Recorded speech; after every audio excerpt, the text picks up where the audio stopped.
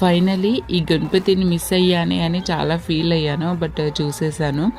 12 పైన వస్తాయి మంచి మంచి గణపతులు, పెద్ద పెద్ద గణపతులు, డిఫరెంట్గా ఉంటాయి, యూనిక్గా ఉంటాయి, చాలా బాగుంటాయి, నాకు బాగా నచ్చుతాయి అన్నమాట.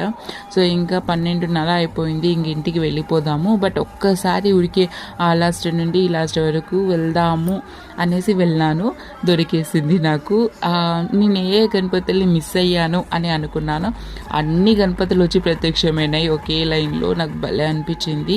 బాగున్న గణపతులంతా 12 పైనే వస్తాయి, చాలా పెద్దగా ఉంటాయి అన్నమాట. ఇవి ఏ ఏరియాలో పెడతారో కూడా నాకు అర్థం కావట్లేదు.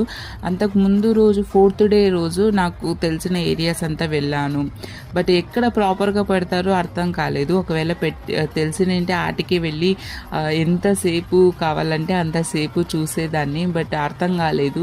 తెలిసిన చోటికి వెళ్ళాను కానీ నాకు కనిపించలేదు. ఫైనలీ నేను ఏ గణపతులను అయితే మిస్ అయ్యానో అవన్నీ నా కళ్ళ ముందర వచ్చి నిలబడినాయి. So I'm so happy. అన్ని వినాయకులను కంప్లీట్ చేసుకుని ఇంటికైతే వచ్చేసాం.